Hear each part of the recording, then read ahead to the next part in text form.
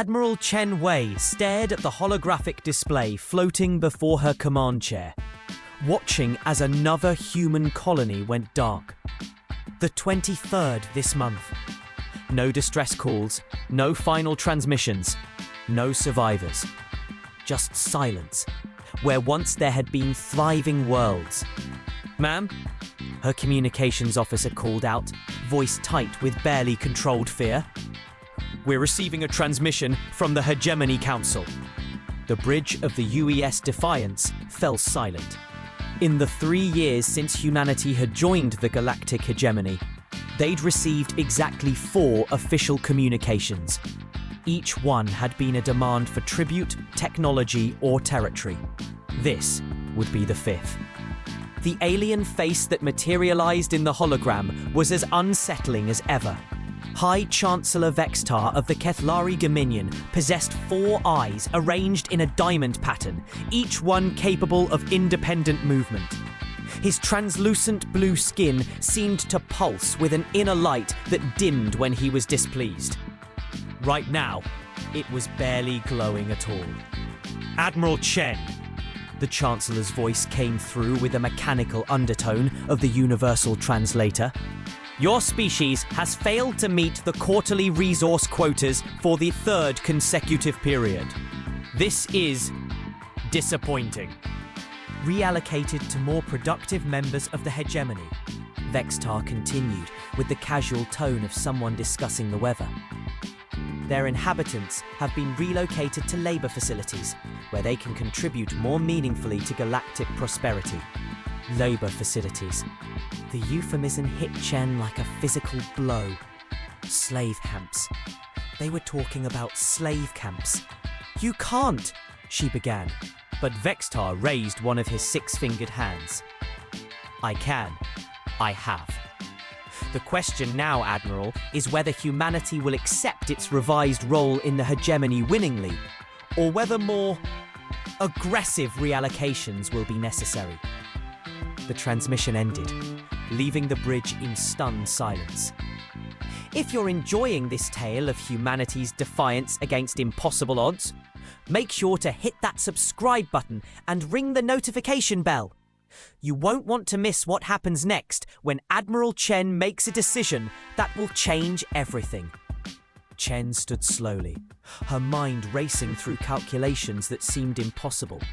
The Kethlari fleet numbered in the hundreds of thousands. They controlled technology that could crack planets. They had ruled the galaxy since before human civilization had discovered fire. But they had made one critical mistake. "Lieutenant Morrison," she called to her tactical officer, "bring up the fleet composition reports. All of them. Every ship class, every weapon system, every piece of tech the hegemony has ever deployed." "Ma'am, that's a lot of data. It'll take hours to compile. Then we'd better get started." Chen turned to address the entire bridge crew. "People, what I'm about to say doesn't leave this room without my direct authorization. As of right now, the Earth fleet is going dark. Complete communications blackout with all hegemony channels." Her communications officer, a young woman named Park, looked up in alarm. "Admiral, that's a violation of at least 17 hegemony regulations." "They'll consider it an act of rebellion." Chen's smile was grim. "Good, because that's exactly what it is." The next 48 hours were the longest of Chen's career. The Defiance and its escort fleet had rendezvoused with every human vessel they could reach. A pitiful force of 200 ships against the might of the galaxy. But as the tactical reports streamed in, Chen began to see something that the Kethlari, in all their arrogance, had overlooked. The hegemony was vast, ancient, and powerful. It was also stagnant. "Look at this," Chen said, pointing to the holographic display showing Kethlari ship designs. "These vessels are essentially unchanged for the past 3,000 years. Same hulls, same weapons, same tactics." Commander Torres, Her chief of staff frowned at the data. Makes sense, I suppose. Why change what works? Because, Chen said, highlighting a section of the enemy fleet analysis. What works against the same opponents for millennia doesn't necessarily work against something new. She pulled up humanity's own fleet specifications. Their ships were smaller, newer, and individually much weaker than Keflari vessels. But they had something the ancient empire lacked: adaptability. The Keflari fight like they'd always fought. Massive formations, overwhelming firepower, and the assumption that their enemies will break and run when faced with superior numbers. They've never encountered an opponent that actually analysed their tactics and developed countermeasures. Torres was beginning to understand. You're talking about asymmetric warfare. I'm talking about being human, Chen replied. We don't win by being stronger. We win by being smarter, more adaptable, and too stubborn to know when we're beaten. The plan she outlined over the next several hours was audacious to the point of insanity. Instead of meeting the Keflari in direct battle, the human fleet would scatter across the galaxy, striking at isolated targets while avoiding the main battle groups. They would use the hegemony's own size against it, forcing the ancient empire to spread its forces thin, while humanity's smaller, more maneuverable ships struck where they were least expected. It's a guerrilla campaign on a galactic scale, Chen explained to her assembled captains via secure hologram. We can't win a conventional war, so we won't fight one. We'll make them come to us, on our terms, at times and places of our choosing. Captain Rodriguez of the cruiser Indomitable raised his hand. Admiral, with respect, this plan assumes we can stay hidden and supplied indefinitely. The Keflari control every major refueling station and supply depot in the galaxy. Chen's smile was predatory. Not all of them. What the hegemony had never realized was that humanity's brief membership had been spent not just paying tribute, but learning.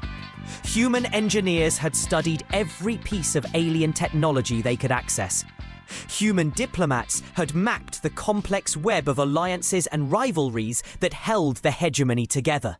Human spies had identified the Empire's weak points, the species that chafed under Keflari rule, the systems that were poorly defended or strategically unimportant. Now, all of that intelligence would be put to use. The first strike came 72 hours after the communications blackout. The UES Defiance and 6 escort vessels hit a Keflari supply convoy in the Outer Rim, destroying 12 cargo vessels and their escort before vanishing back into hyperspace. The attack lasted 8 minutes. No human casualties.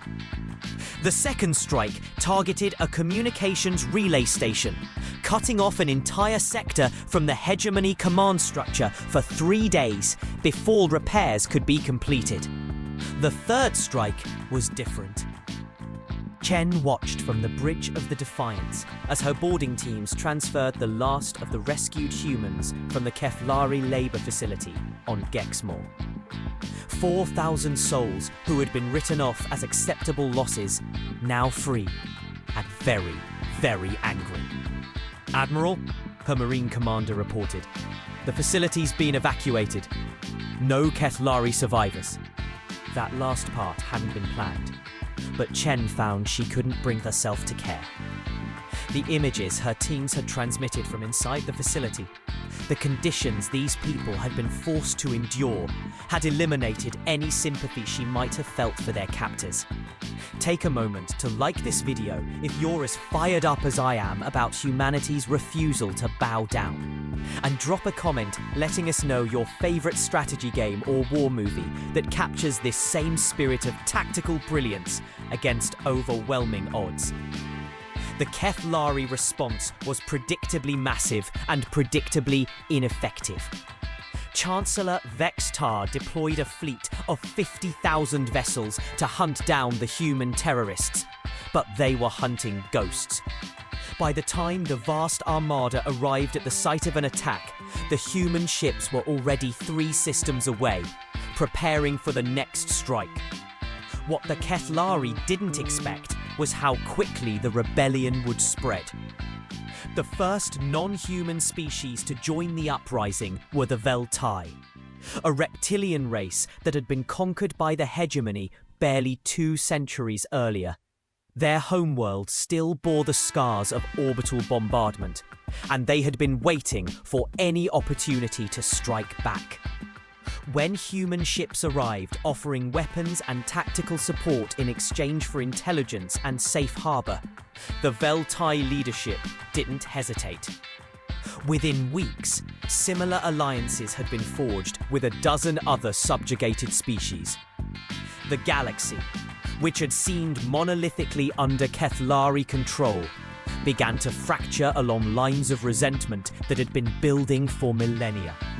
But the Kethlari were not stupid, and they were certainly not helpless. When scattered raids and guerrilla tactics failed to crush the rebellion, Chancellor Vextar changed strategies. If he couldn't catch the human fleet, he would force them to come to him. The ultimatum was broadcast across every inhabited system in the galaxy. The criminals who call themselves the human fleet have 3 standard days to surrender unconditionally. For each day of continued rebellion beyond this deadline, 1 human colony world will be sterilized from orbit, beginning with Earth. Chen stared at the tactical display showing the massive Kethlari battle fleet moving toward humanity's home system. 600 ships, including the Chancellor's personal dreadnought, a vessel the size of a small moon.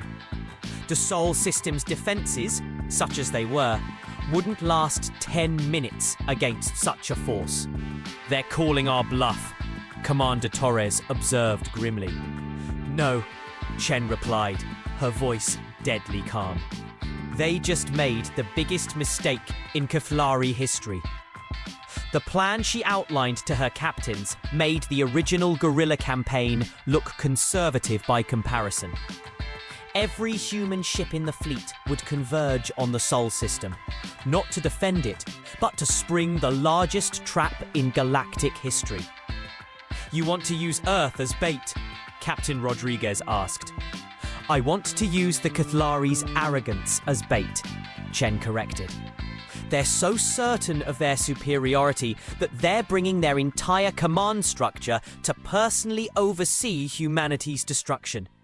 Chancellor Vextar, his senior admirals, the crown princes of 3 major allied species. They'll all be there, watching from the safety of that super dreadnought while their fleet glasses our homeworld." Torres was beginning to understand. And if that ship were to suddenly find itself cut off from the rest of the fleet, then the Kethlari Empire would find itself suddenly leaderless. Their chain of command shattered. Their allied species wondering if maybe this would be a good time to settle some old scores. The Battle of Sol lasted 18 hours and 43 minutes. It began exactly as Chancellor Vextar had planned, with his overwhelming fleet emerging from hyperspace at the edge of the system and advancing inexorably toward Earth. The human defensive fleet, what was left of it, formed up in a pathetic attempt to protect their homeworld. The first phase of the battle went entirely in the Kethlari's favour. Human ships were swept aside, their weapons barely scratching the hulls of the advanced alien vessels. Earth's orbital platforms fell one by one, and the planet's surface defences crumbled under the bombardment. Chancellor Vextar watched from the bridge of his dreadnought, all 4 eyes focused on the tactical display with satisfaction. In 6 hours, the human homeworld would be a lifeless cinder, and this embarrassing rebellion would be over. He never saw the trap closing around him. The human ships hadn't been trying to win the battle. They had been herding the Keflari fleet into a specific formation, drawing them away from the outer system where the real threat waited. As the alien armada focused on Earth, 200 human vessels dropped out of hyperspace behind them.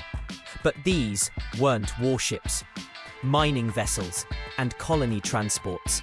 Ships that had been hastily converted into the largest improvised explosive devices in galactic history. Each one packed with enough antimatter to crack a moon, guided by skeleton crews who had volunteered for a one-way mission. The first ship struck the Keflari rearguard while the enemy was still turning to respond. The explosion vaporized 30 vessels instantly and sent shockwaves through the tightly packed formation. Before the aliens could reorganize, the second ship hit, then the third. But Admiral Chen had saved the largest for last. The UES Defiance, her flagship, her home for the past 8 years, screamed toward the Chancellor's dreadnought at maximum velocity. Behind her, the surviving human fleet suddenly came alive with renewed purpose, no longer trying to defend, but to delay, to keep the Keflari focused forward while death approached from behind. "All hands, this is Admiral Chen," she broadcast across all channels, her voice steady despite the tears streaming down her face. "It has been my honor to serve with you. Remember, we are not just fighting for humanity. We are fighting for every species that refuses to kneel." The Defiance struck the dreadnought's port side at 95% of light speed. The antimatter charge she carried was enough to destroy a small planet. When it detonated inside the alien flagship's hull, the explosion was visible from Jupiter. Chancellor Vextar, his senior command staff, and 3 allied princes died instantly. The dreadnought broke apart in a chain reaction that consumed a dozen nearby vessels. The Keflari fleet, suddenly leaderless and under attack from all directions, began to fragment. Some ships attempted to continue the attack on Earth. Others tried to retreat to regroup. Many simply held position, their crews paralyzed by the sudden chaos. The careful coordination that had been the hegemony's greatest strength became its fatal weakness, as competing factions within the fleet began receiving contradictory orders from surviving officers of equal rank. The human fleet, reduced to fewer than 50 vessels, pressed their attack with desperate fury. They couldn't win through firepower, but they didn't need to. They just needed to keep the Keflari confused and disorganized long enough for the real plan to unfold. Across the galaxy, the news of Chancellor Vextar's death spread like wildfire. Within hours, a dozen subject species had declared independence. Veltai warships attacked Keflari garrison fleets. The Mordak Confederation seized 3 major trade routes. Ancient grudges, held in check for millennia by the threat of overwhelming retaliation, suddenly exploded into open warfare. The galactic hegemony, which had stood for 12,000 years, collapsed in 6 months. But this story isn't about the fall of an empire. It's about what rose from its ashes. The new galactic coalition that emerged from the chaos bore little resemblance to the hegemony. Instead of a single dominant species ruling through fear, it was a voluntary association of equals, bound together by mutual defense pacts and trade agreements. Species that had been enemies for millennia found common ground in their shared experience of oppression. Humanity, despite having been the spark that ignited the rebellion, didn't seek to replace the Keflari as galactic overlords. They had learned the lesson that power built on subjugation was ultimately unsustainable. Instead, they became something far more valuable: the galaxy's memory. Before we wrap up this incredible tale, make sure you're subscribed and have notifications turned on. We've got more amazing stories of human ingenuity and determination coming your way. And let us know in the comments what city you'd want to defend if aliens ever showed up for real. Admiral Sarah Chen, she had taken her predecessor's name in honor of the sacrifice, stood on the observation deck of the new UES Defiance, watching as construction crews put the finishing touches on humanity's first permanent embassy station. Around her, ships from 100 different species came and went, their crews working together on projects that would have been impossible under the old regime. The price of freedom had been enormous. Earth still bore scars from the Battle of Seoul that would take centuries to heal. Hundreds of worlds had been devastated in the fighting that followed. Billions had died, but they had died free. Admiral, her aide approached with a message pad. We're receiving a priority transmission from the Keflari remnant territories. It's marked as a formal diplomatic overture. Chen took the pad and read the message. After 18 months of bitter warfare, the surviving Keflari factions were finally ready to negotiate a ceasefire. Not surrender. Their pride wouldn't allow that. But an acknowledgement that the old ways were gone forever. She looked out at the stars, thinking of all the species that had found their voices in the chaos of rebellion. All the worlds that were learning to govern themselves for the first time in millennia. The galaxy was messier now, more chaotic, infinitely more complicated. It was also infinitely more alive. Draft a response, she told her aide. We'll hear what they have to say. But make it clear, there will be no return to the old system. No species kneels to another. Not ever again. As she spoke, a human transport ship docked at the station, its hull scarred, but its crew smiling as they unloaded supplies for the new refugee settlement on Deck 7. They were followed by a Veltai science vessel, then a Mordak courier, then ships from species so recently contacted that their names were still being translated. The galaxy would never be the same. And perhaps that was exactly as it should be. Because sometimes, the greatest victory isn't in being stronger than your enemies.